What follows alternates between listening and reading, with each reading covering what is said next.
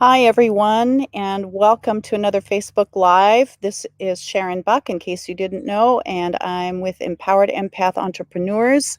I really love working with sensitives, and that includes so many people: introverts, highly sensitive people, empaths. We call ourselves different things. I know for the longest time, I knew I was an introvert, but I read the book Highly Sensitive, and I thought that's me. And then when empath came out more and more in our awareness, I thought that's me. So anyway, welcome. I'm really excited because I have some things in the hopper that I'm eager to share with you, and a workshop that I'm working on right now that I hope to talk more about soon. So stay tuned about that. Also, a quick announcement about the sound bath coming up this Sunday. I'm experimenting with a different time, partly because of the summer weather that we're dealing with everywhere, pretty much, at least on this side of the hemisphere. So that time is 7 p.m. Pacific. If you want to catch us then, that would be great. And if not, there are replays available. And I'd love it if you typed in replay if you do catch the replay. It's always fun to see. So maybe some of you on the down under will catch the next sound bath.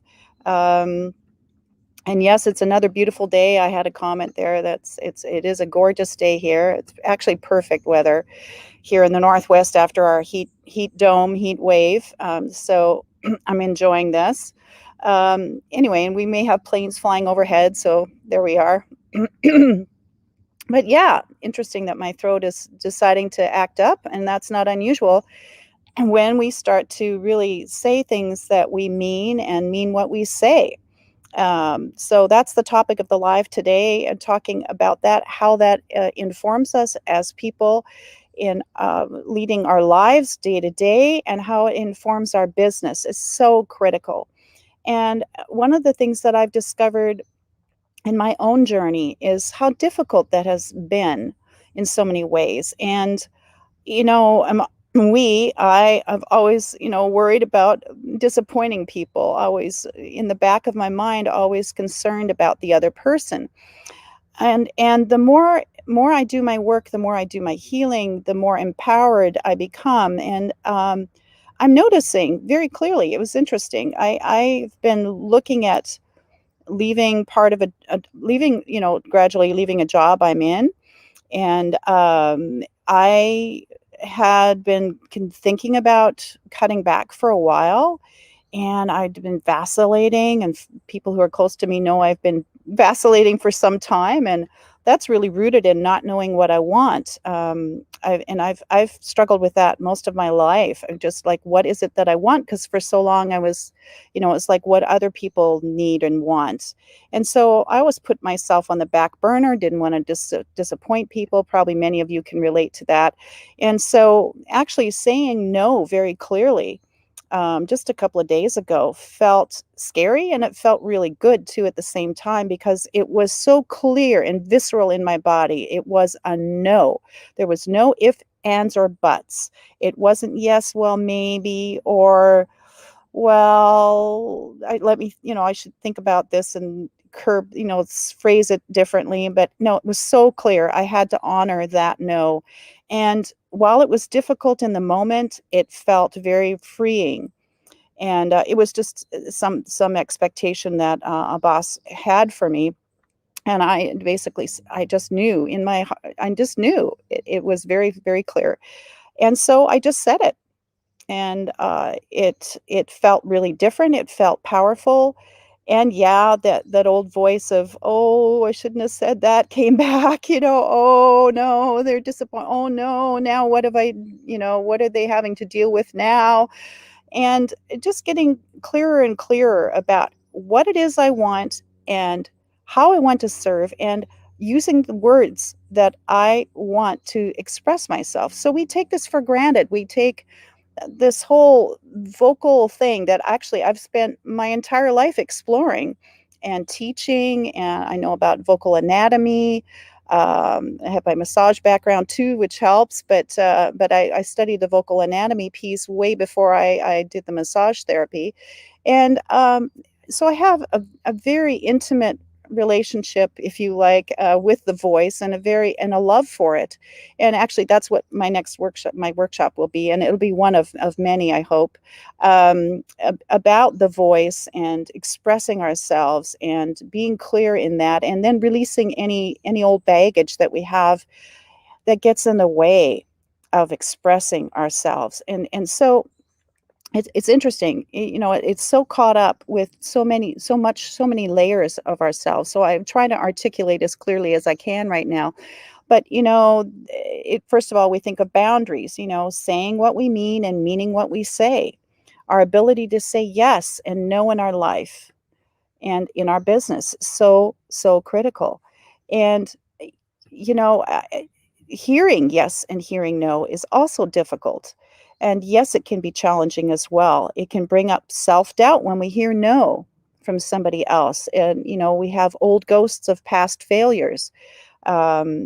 When somebody says no, it could be somebody in a relationship that says, no, I'm not interested. It could be a job that you were hoping to get that you didn't get. I know many people are hunting for jobs these days or quitting jobs.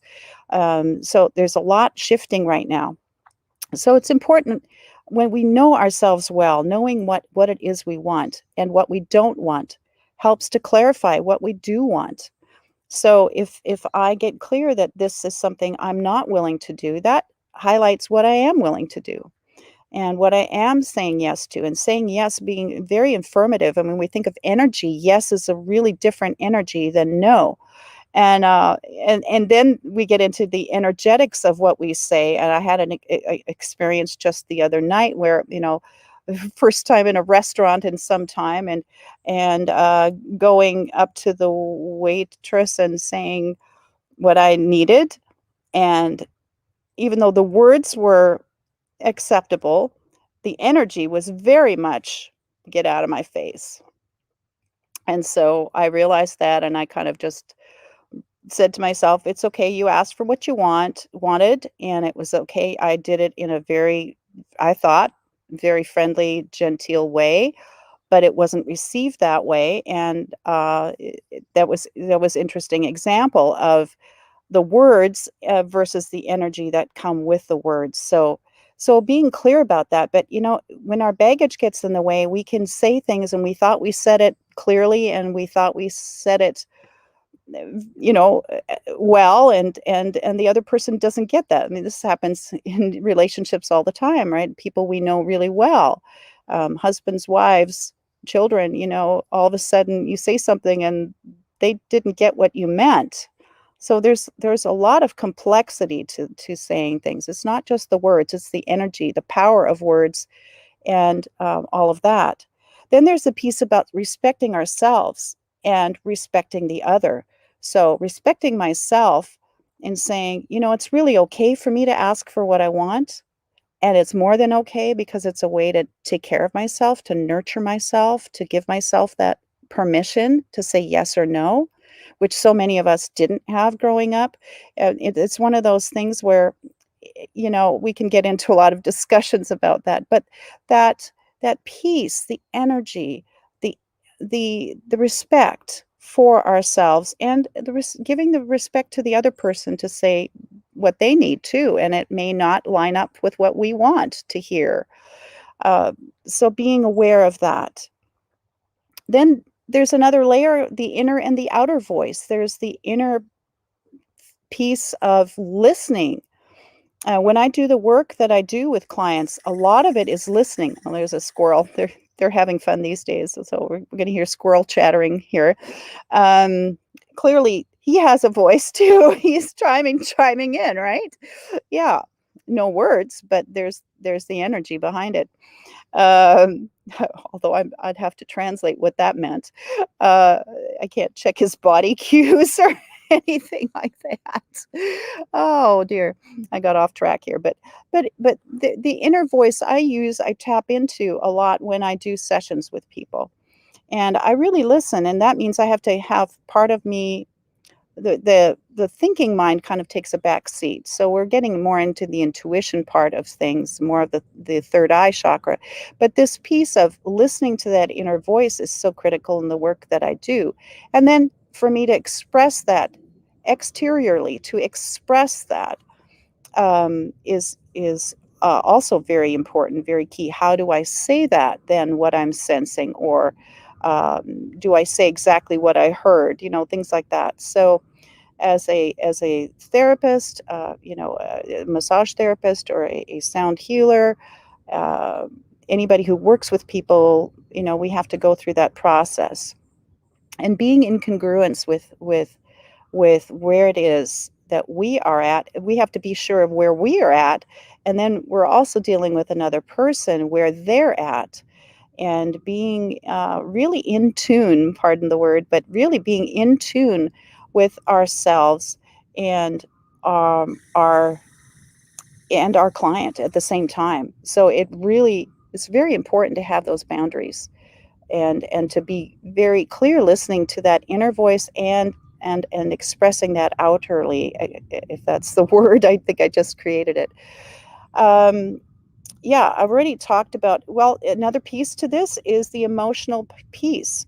So when you think about it, um, emotions, the word emote means we're expressing, we express way before we had words as babies. We had sounds, and those sounds meant something, and the mother would have to be really clear about what kind of cry is that, right? I mean, if you have pets, it's similar too. I mean, is that a whine that's a painful whine, like the dog is in pain or the cat's in pain? Or is it a whine like, I want food, I want a snack? Our voices express ourselves. We express emotions that we feel. And so to when we say emotion, we are talking about expressing. And so many people I find in the work that I do, they have emotions, but they're not sure how to express them, or they don't know how, or they don't know what's okay. There's been so much suppression. I know some of you commented in my post about that, of being told so many times that this was not okay. So don't you dare cry, or don't get angry. You'll get punished if you get angry, sent to your room or whatever that was. And so we get this sense of holding in and suppressing and contracting and not opening up to expressing that. So I find a lot of people have difficulties expressing. And I have to laugh. I did have a client that recently that told me that when they're really ticked off, they actually live in a wilderness area. They go outside and they scream. They just let it out. Like, well, if the bears and the birds, have an issue with that, oh well, And I thought that's fabulous. That's a great thing to remember. If you're out in the wilderness for a while, unless somebody thinks you're in pain and comes running, I suppose. But there's something very freeing about that, very liberating about that. And so to not have to hold back on those emotions. And yes, being in our bodies, feeling that is our emotion. So again, when you watch a baby cry, it's visceral. You see their bodies tighten up, and wow, right? They really let it go from the belly through the whole body. The whole body's expressing, right? And that's very different from a giggle. But again, we're using our body, we're using our diaphragm, we're using our whole body to express the emotion. So that is just really important, and I want to stress that, and it's something that I continue to work with myself, and I continue to encourage my clients to feel feel their feelings, but do it in a safe way. So you don't want to hurt yourselves or other people. So this emotion being expressed through our voice, and the intonations, if you like, the variations in our voice, with a loving voice, the breathy voice, the powerful voice, all of those things can mean so much. And I know in cultures, you might actually, learning foreign language, you might actually have the pronunciation right or close enough, but then the intonation in some languages, I think it's in Chinese, you intone it one way and it means one thing, and you intone it another way and it's actually a curse word. So you really have to know your language, the intonation is part of that. And we take all this for granted. We're trained, we learn language early on. And of course, there are people that struggle with it. And of course, some people can't even speak. There's other handicaps or maladies that make that difficult. So coming back to where I was going with this, and that is being in congruence, being in ourselves, in our strength, and not having to make excuses, not needing to blame others or shame ourselves or blame ourselves or shame others for saying what we mean and really meaning it. And that means clarity for us. It really means that we need to get clear on what it is we are trying to say. And it can be so freeing. So as we set boundaries with ourselves, in a way, allowing ourselves to do, to express ourselves really, setting boundaries with others, with family, with friends, with clients, so important. And an example of that as an entrepreneur is setting your schedule. So setting your schedule in a way that serves you first and then serves the client. If we don't take care of ourselves, we are no good to any client. And I know I needed to set my boundaries with a client this week, and it was no, I can't do that time because that is the time that I spend actually working on what I'm working with in terms of presenting the next presentation, the next workshop, and that is like sacred time to me. So no, I don't see clients in the morning. That is my sacred time. And meditation time and going inward, so critical, because if I don't do that, I don't have a good day and my clients don't get my best. So important as an entrepreneur to really say yes to yourself. That is got to be number one. And I know a lot of you know about self-care. You might even teach it or in any case, I feel the need to say that. And our old wounds will come up in spades when we say yes or when we say no in particular, right? No seems to be harder, right? But also do know, as you probably do know, when you say yes, you're also opening up to all kinds of possibilities that aren't written in stone. I mean, there's a lot of flexibility in that yes. A lot of things could go differently than you expect, right? If you say yes to marrying somebody, you don't know. I mean, you know the person very well, but that's a big yes. That we consider that a pretty big yes. And what does that mean? What are you saying yes to? And how that evolves as you grow together, hopefully.